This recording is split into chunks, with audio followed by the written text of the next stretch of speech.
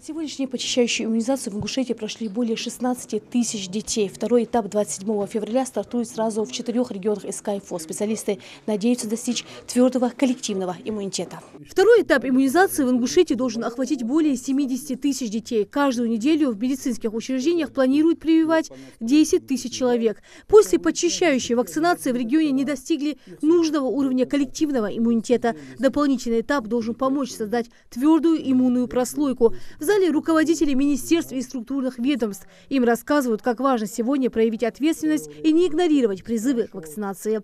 У вас есть семьи, у вас есть коллективы, в этих коллективах есть детишки. Давайте мы поймем, что без иммунизации, а как она будет проходить, в какие этапы и прочее, нам специалисты расскажут. Я очень прошу проникнуться и довести до сведения коллективов. Случаи острого вялого паралича в Ингушетии были зафиксированы в конце прошлого года. 20 лет регион был полностью защищен от тяжелых инфекций. В последние годы из-за отказов многих родителей от вакцинации в республике сложилась такая ситуация. Специалисты говорят, не путать острый вялый паралич. Второй этап необходим, чтобы защитить детей именно от полиомиелита. Если мы сейчас двухтуровую иммунизацию не проведем, там кому-то там живой оральной вакциной, кому-то там инактивированной, это будут решать доктора. Но если мы эту работу не сделаем, есть опасность, что наши дети будут болеть таким грозным заболеванием, как полиомиелит. Вакцина, часть пришла, до 20 числа вся придет, да, Башир Халитович подтвердит. И практически все этапы холодовой цепи отработаны, чтобы бригады могли выезжать на дом, вакцинировать. Но все, что надо сделать, подготовительная работа сделана полностью. Главное, что нам нужно, чтобы люди на протяжении вот этих нескольких лет, люди практически отвернулись от вакцинации. Полиомиелит сегодня, завтра дифтерия, коклюш. Практически мы корь. Это же ни одно заболевание из них не протекает легко. В Ингушетии будут проводить вакцинацию отечественными и зарубежными препаратами. Все они в медицинские учреждения поступили. Работа иммунизации будет устроена таким образом, чтобы каждый ребенок получил необходимую прививку. С 27 февраля по 5 марта тем, кто уже привит инактивированной вакциной, дадут пероральную. Второй этап с 3 по 9 апреля. Вакцинации подлежат дети до 10 лет. Бригады медиков будут принимать как в поликлиниках, так и проводить выездные мероприятия в школы и детские сады. Об этом рассказал министр здравоохранения Ингушетии. Более 30 тысяч доз оральной поливакцины, более 3000 доз пентаксима.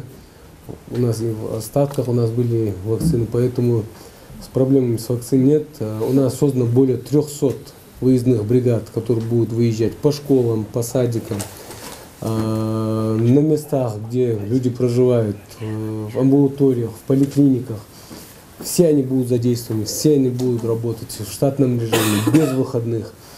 Если будут какие-то заявки, чтобы выехали бригады к вам по месту вашего жительства, вы можете обратиться к вашему участковому врачу, они к вам приедут.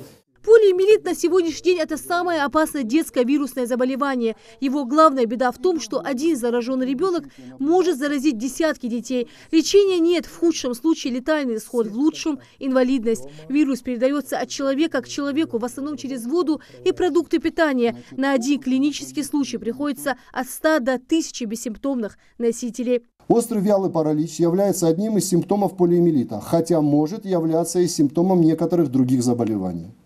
Есть несколько возбудителей, которые способны вызвать острые вялые параличи. Это может быть другой энтеровирус, это может быть коронавирусная инфекция нового типа, это могут быть тяжелые формы гриппа. Параличи могут иметь и травматическое происхождение. Являться следствием железодефицитной анемии, авитаминоза и целого ряда воспалительных, в том числе и инфекционных заболеваний опорно-двигательного аппарата. Еще одна важная тема – работа с теми, кто отказывается от вакцинации. Именно они препятствуют вырабатыванию нужного иммунитета. Страшно и то, что распознать болезнь на раннем этапе практически невозможно, пока не наступят необратимые процессы. Хотел бы попросить всех жителей, мамаш, отцов, там, дедушек, бабушек, всех, которые, всех здравомыслящих людей, чтобы убрали всякие там антипрививочные сейчас компании работают, чтобы мы все фактически вот до детей до 13, 14, 15 лет, которые сейчас, остальных детей практически никто и не спрашивал. Приходили школы, в садике, подворовые обходы, все эти капельки, уколы, мы все их получили и нормально перенесли. И был у нас хороший коллективный иммунитет. Заболевание серьезное, которое необходимо предотвращать. И кроме того, носителями этого заболевания могут быть многие дети.